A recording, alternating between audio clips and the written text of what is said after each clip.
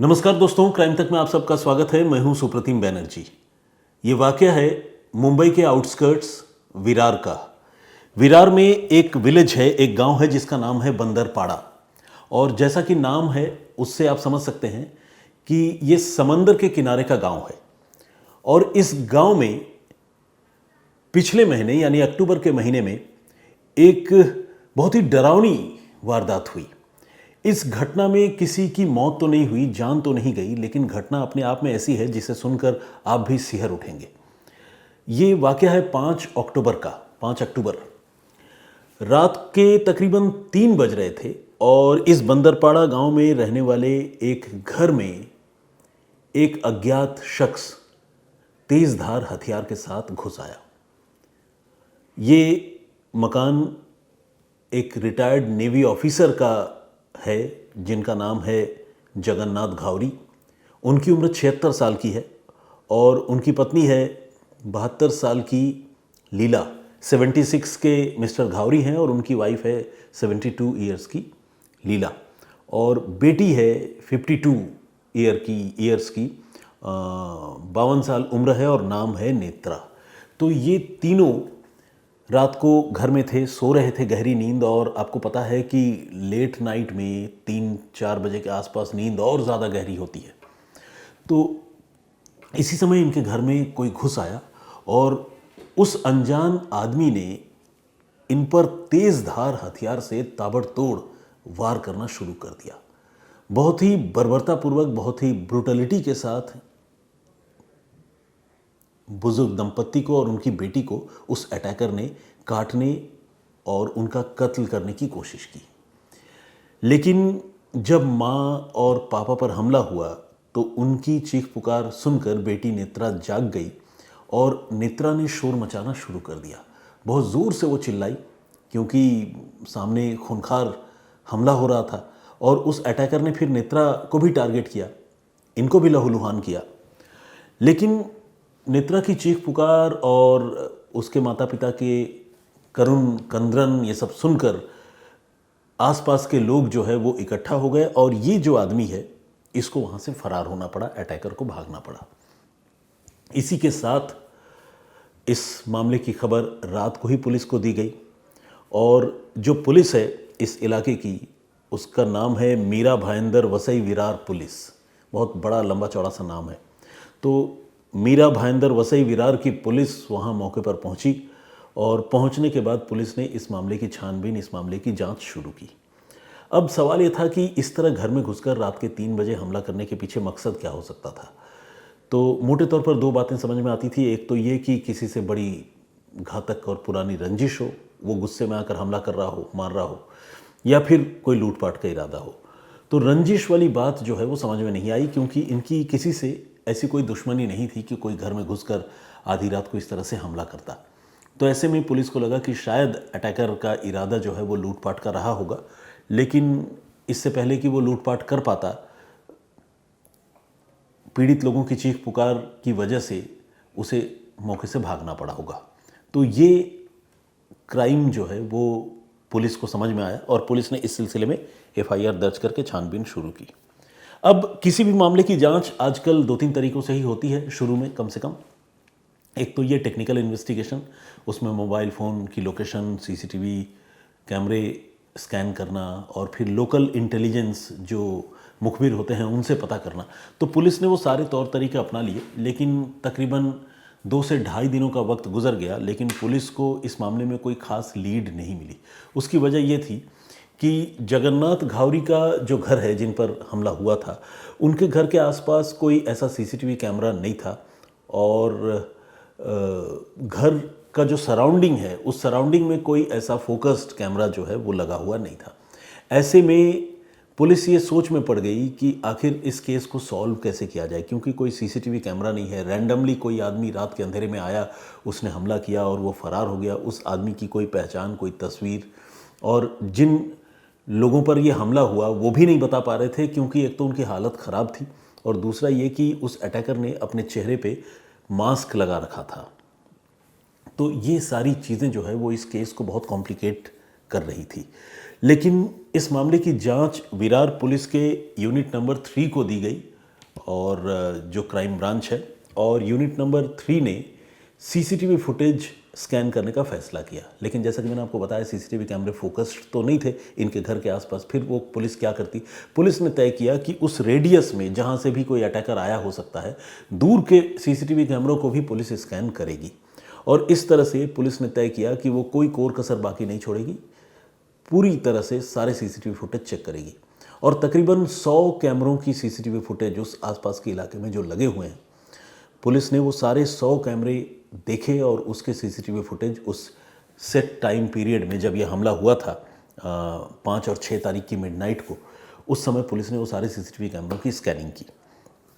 और इस स्कैनिंग में पुलिस को एक अदद संदिग्ध तस्वीर, मिस्टीरियस फुटेज पुलिस को नज़र आई।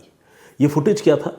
ये फुटेज था एक शख्स के पैदल ही चलकर उस गांव की तरफ जाते हुए का।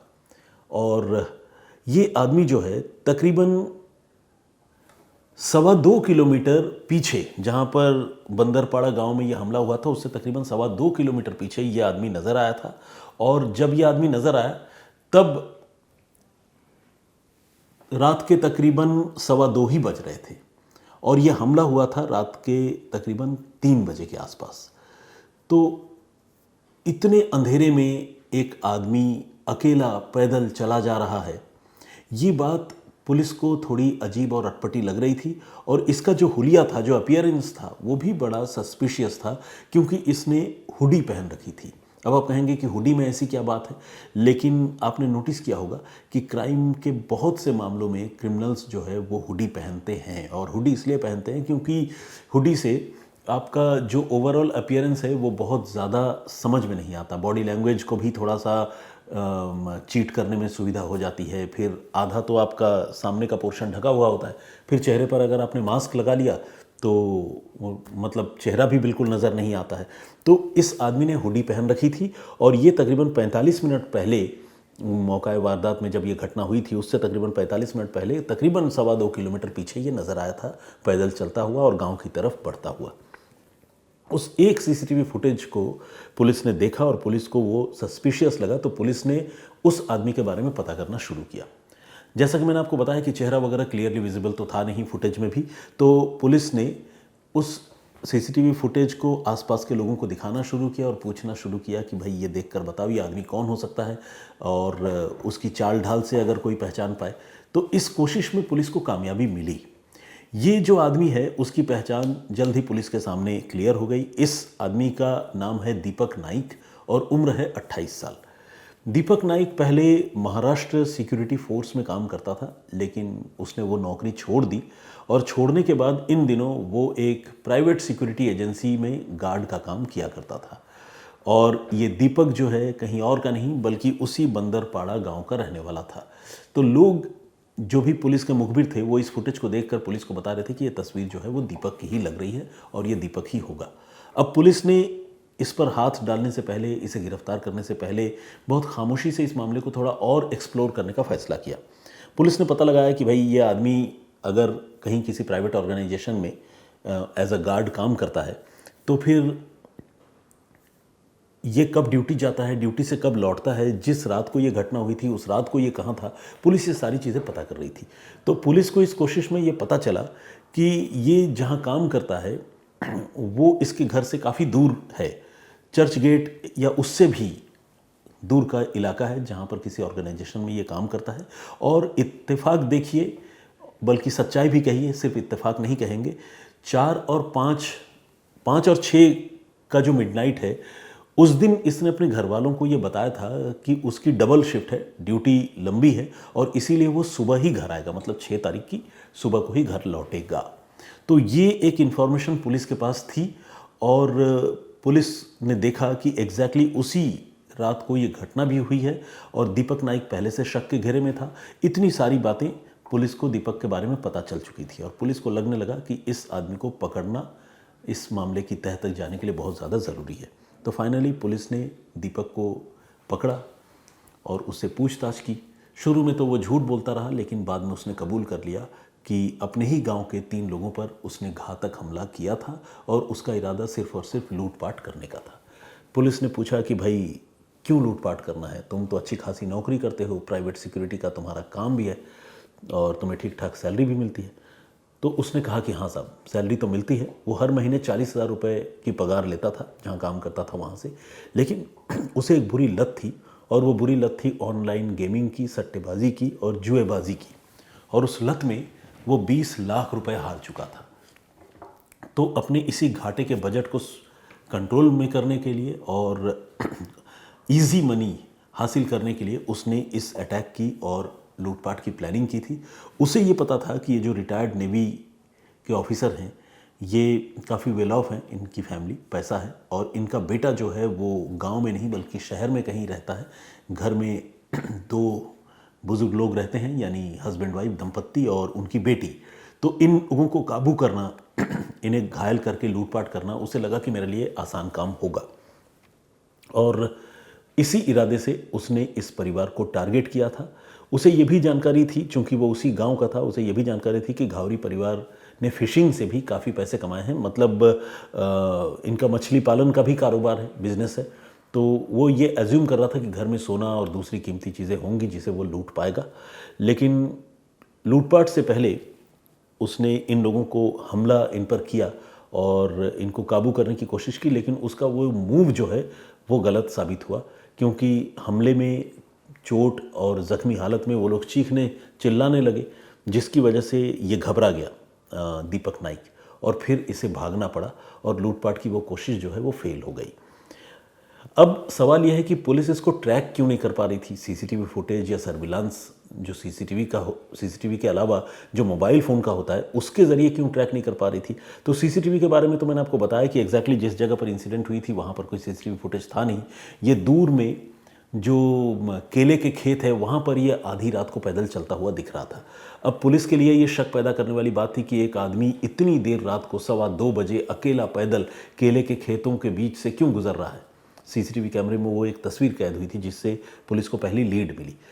मोबाइल फ़ोन की जहाँ तक बात है तो पुलिस को इसको पकड़ने में इसलिए दिक्कत हो रही थी क्योंकि इसने जो है वो नॉर्मल रूट वापसी में पैदल जाने के वक्त नहीं लिया था। ये इस गांव से निकलने के बाद जो नज़दीक का समंदर का इलाका है वहाँ गया और चूंकि ये महाराष्ट्र सिक्योरिटी फोर्स में पहले रहा था, इसकी ट्रेनिंग ठीक ठाक है, ये समंदर के पानी में कूद गया था और कूदने के बाद ये तकरीबन 1 से 1.5 किलोमीटर तक इसने आधी रात को इसने तैराकी की और तैरते हुए ये समंदर से आगे बढ़ा और आगे जाकर ये एक दूसरी जगह पर निकला जो एक दूसरा बीच है जिसका नाम है अरनाला बीच। तो यहाँ तक का जो पूरा रूट है उसको पुलिस ट्रैक नहीं कर पा रही थी क्योंकि इसका मोबाइल फ़ोन भी ऑफ हो गया था और उसके बाद फिर मोबाइल फ़ोन कहाँ जाकर ऑन हुआ नहीं हुआ ये पुलिस को समझ में नहीं आ रहा था क्योंकि ये तो समंदर के पानी में कूद गया था। और इसके बाद जो इसकी हुडी थी जिसको इसने पहनकर ये लूटपाट के लिए गया था, इसने उसी हुडी को बीच समंदर में जो है वो डिस्पोज ऑफ भी कर दिया था, फेंक दिया था। तो पुलिस से बचने के लिए इसने हर तरह का जुगाड़ किया, दिमाग लगाया, लेकिन वो एक सीसीटीवी फुटेज जो घर से तकरीबन 2.5 किलोमीटर दूर वो सीसीटीवी फुटेज कैद हुई थी, उसी सीसीटीवी फुटेज के सहारे पुलिस ने इस आरोपी को गिरफ्तार कर लिया। तो ऐसे बेवकूफ़ लोग और ऐसे क्रिमिनल माइंडेड लोग जो है वो कितने ख़तरनाक होते हैं और कितनी बड़ी परेशानी का सबब बन सकते हैं, ये इस घटना को सुनकर और देखकर समझा जा सकता है। इसे पैसों की ज़रूरत थी और इसने पैसे के लिए लूटपाट और चोरी का रास्ता चुना और लोगों पर ख़तरनाक तरीके से जानलेवा हमला किया। अब पकड़ा गया है, लेकिन जिन लोगों पर यह हमला हुआ वो लोग अभी भी स्ट्रगल कर रहे हैं अपने नॉर्मल लाइफ को रिज्यूम करने के लिए, क्योंकि बहुत ज़्यादा उनको चोटें आई थी और इस एज में 76 साल 72 साल 76 72 आप समझिए कि रिकवर करना कितना मुश्किल होता होगा। तो खैर ये थी पूरी कहानी, पूरा घटनाक्रम। इस पर आप क्या सोचते हैं, आपका पॉइंट ऑफ व्यू क्या है, प्लीज़ हमें कमेंट करके ज़रूर बताइएगा। जो प्रीवियस स्टोरी हमने आपको सुनाई थी उसमें हमने बताया था कि किस तरह से एक लड़के ने एक लड़की जो कि उसकी लिव इन पार्टनर थी उसका मर्डर किया और मर्डर करने के बाद उसकी बॉडी के साथ, डेड बॉडी के साथ एक सेल्फ़ी ली और सेल्फ़ी लेकर किसी और को भेजी वो सेल्फ़ी। उस स्टोरी पर बहुत सारे लोगों ने कमेंट किया है। आइए कुछ कमेंट्स लोगों के पढ़ते हैं और नाम पढ़ते हैं, जो कि हमारी परिपाटी है। श्याम बहादुर गुप्ता जी ने कमेंट किया है, बहुत बहुत स्वागत आपका। उनका ये कहना है कि लिव इन में रहना जो है वो प्यार मोहब्बत कम और वासना और आकर्षण का मामला ज़्यादा होता है, लेकिन जब ज़िंदगी की हकीकत से सामना होता है तो अक्सर लड़के लड़कियों में लड़ाई झगड़ों की शुरुआत हो जाती है। राहुल जी ने वाहेगुरु जी कह के अभिवादन किया है। मेरी ओर से भी आपको मतलब वाहेगुरु जी की फतेह मैं कहना चाहता हूं। और इसके अलावा दीपक खंडेलवाल जी ने कमेंट किया है और उन्होंने कहा है, सुप्रतिम भाई साहब नमस्ते, कभी आप और शम्स सर एक ही कहानी सुनाते हो क्यों? क्योंकि शम्स भाई साहब सुनाते हैं, वो जो सुनते हैं वो आपको भी सुनते हैं। देखिए दीपक जी, ये एक्सीडेंटली कभी कभी हो जाता है, क्योंकि वो इंडिपेंडेंटली रिसर्च करते हैं, मैं इंडिपेंडेंटली रिसर्च करता हूँ। और दूसरा ये कि मेरी ये कोशिश होती है, जब भी मैं ये सेंस करता हूँ या मुझे ये जानकारी मिलती है कि शम्स सर किसी एक पर्टिकुलर स्टोरी पर रिसर्च कर रहे हैं, तो मैं उस दिन उस स्टोरी को टच करने से या वो स्टोरी आप लोगों के सामने लेकर आने से बचता हूँ, अवॉइड करता हूँ। क्योंकि किसी भी कहानी के साथ मुझे लगता है कि शम्स सर जिस तरह से इंसाफ कर पाएंगे, वैसा उस तरह से इंसाफ शायद हम लोग ना कर पाएँ, तो इसलिए मैं उस स्टोरी को टच नहीं करता हूँ। लेकिन कई बार ऐसा हो जाता है, कोइंसिडेंस कह लीजिए या बाय चांस, कि वो स्टोरी रिपीट होती है। इसके पीछे और कोई वजह नहीं है। बाकी नसीम शेख साहब ने भी कमेंट किया है, बहुत बहुत स्वागत आपका। और इन्होंने ये कहा है, जो लिव इन टुगेदर में रहने वाले मामले हैं और जिसमें एक लड़की की हत्या हुई, उन्होंने कहा कि इस तरह की घटनाओं से मम्मी पापाओं को सबक लेना चाहिए कि वो अपने बच्चों को किसी भी अजनबी के साथ रहने न दें।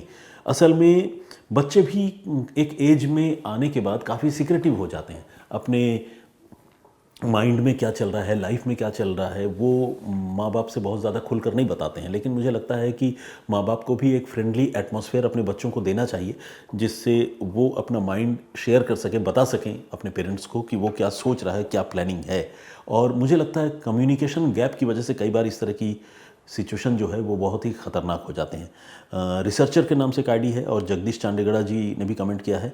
इसके अलावा आयशा कन्नू ने कमेंट किया, उन्होंने कहा है कि nice shirt sir ji, lots of love from Lucknow. ये अन्नू है, सॉरी आयशा के अन्नू। तो असल में नाम के साथ वो सरनेम चूँकि आईडी में बिल्कुल जुड़ा हुआ होता है, क्लब्ड होता है, तो उसको अलग से पढ़ पाना मुश्किल होता है। तो इसलिए मैं कई बार इनका नाम जो है वो आयशा कन्नू ऐसा पढ़ देता हूँ, लेकिन वो बेसिकली आयश के अन्नू है। तो इसीलिए इन्होंने नीचे अपना नाम अन्नू लिखा है, तो मैंने अपने आप को रेक्टिफाई कर लिया, करेक्ट कर लिया। दिनेश कुशवाहा जी ने भी कमेंट किया है, बहुत बहुत स्वागत और बहुत धन्यवाद आपका। इसके अलावा अकील अख्तर साहब का कमेंट है और उन्होंने कहा है कि किसी ने नहीं सुना हनुमंत विहार, कानपुर के बाहर का कोई इलाका हो सकता है। चलिए ठीक है साहब। राघवेंद्र तिवारी जी ने भी कमेंट किया है, बहुत बहुत स्वागत आपका, बहुत धन्यवाद। राहुल बर्मन का कमेंट है और इसके अलावा इमरान अंसारी साहब ने भी कमेंट किया। बहुत से और भी लोगों ने कमेंट किया, लेकिन सबका नाम और कमेंट एक दिन एक साथ पढ़ना संभव नहीं है। बस आज के लिए इतना ही। मैं फिर हाजिर हूँगा आप सबके सामने किसी और कहानी, किसी और वाक्य के साथ। तब तक अपना बहुत ख्याल रखिए, सुरक्षित रहिए। मुझे इजाज़त दीजिए। जय हिंद, जय भारत।